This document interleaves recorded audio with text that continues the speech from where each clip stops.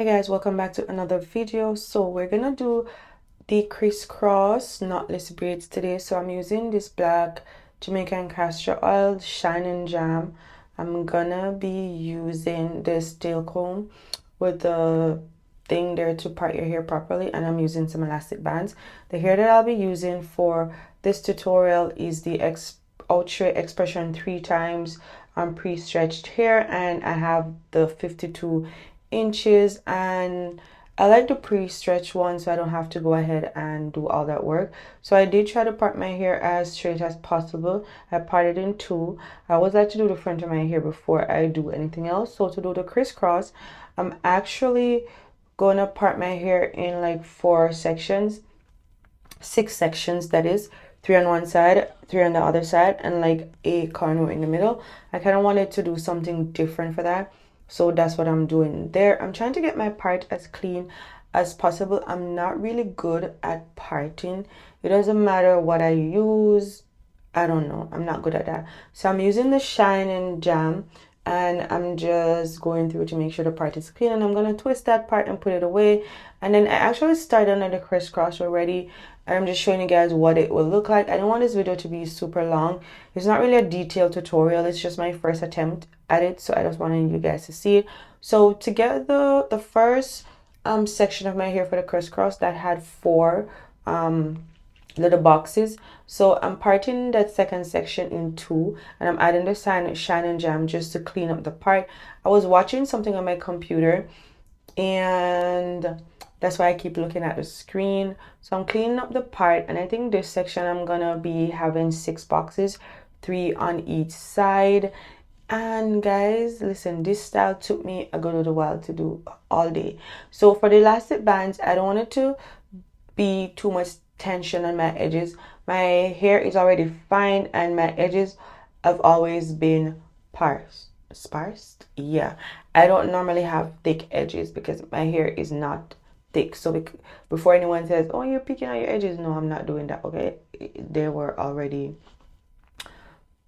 sparse. So what I do to not pull my edges out anymore, because the least little tension, they're gone, I actually try to do the elastic band really, like, release the tension. Like, I don't do it tight at the front because I don't want my edges to fall out.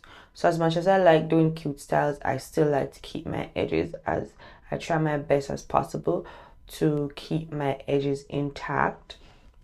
So I am actually just attaching the elastic bands, and again, the crisscross, you can do it however you want. Well, yeah, you can do it however you want, but I'm trying to make it neat as possible, just so that the squares can be, what am I trying to say? You can see the squares.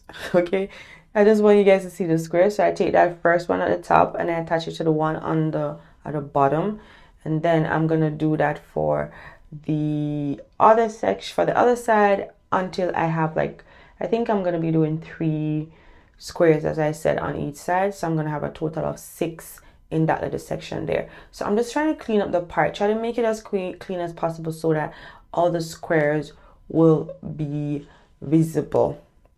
Okay, and I'm trying not to get my hair, like, entangled in from that square to the other one. I'm trying to make it as clean as possible, at least for a few days, okay, just to make it as neat as it can be.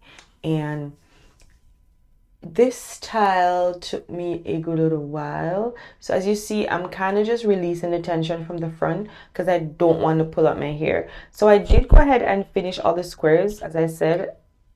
Yeah, I finished it. I'm trying to do a feeding braid right here because I actually decided to do that in the middle. I don't know why, but I decided to do that. So I am trying to do a feed in, and it did not come out perfectly, but I was like, I could have gone and did it over, but I decided not to. So to do the feed in, I crowned with my hair first.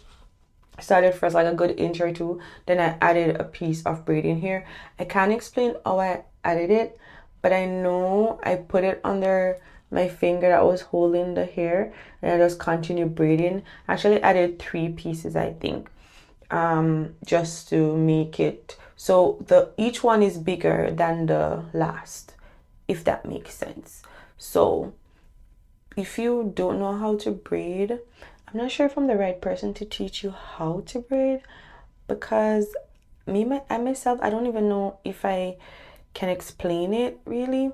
So that's how I did it, and then I just kind of braid it down. I think I added a piece of braid to it because I wanted it to be super long. Well, not super long, but longer than it was. And that's it for that part. So the braid is finished. I'm gonna be adding the braids to the end of the squares, crisscross squares. So how I do this is that I didn't do it knotless. I just kind of just added it. I just added it because I didn't try to do this part knotless or anything. I just added it. So there wasn't a bump or anything, but even if there was one or is one, it wasn't so evident. So I just kind of added it right there, and I did do a slight feed in here because the hair that I have is 52 inches and I wanted it to be a little longer. So right here I added it from the back. So when I'm braiding, when you're braiding, you want to feed in your hair from the back and not the front, because if you do it from the front, you're going to have like a bump and you're going to see where you have the bump. See, I'm checking to see if I had this correctly or if I had the bump, because for some of the braids I had to go back and remove them and do them over because I had the bump. I wasn't really adding it from the back. So when you're adding in your hair for braids, you want to add it from the back. So that's what the braid is looking like. And yeah, this is it. It looks pretty nice, to be honest. So all the front is finished now. The squares are finished. All the boxes are done. So we're gonna move on to the back of the hair. So I'm just gonna get the front out of the way and we're gonna move on to the back of the hair. We're gonna do the knotless box braids, and for this I'm going to be using the elastic band method as well because I do not know how to feed in the braid like that. I don't really have the time to do it either. It takes a lot of work and I don't have that much time. So that's what the back of my hair is looking like.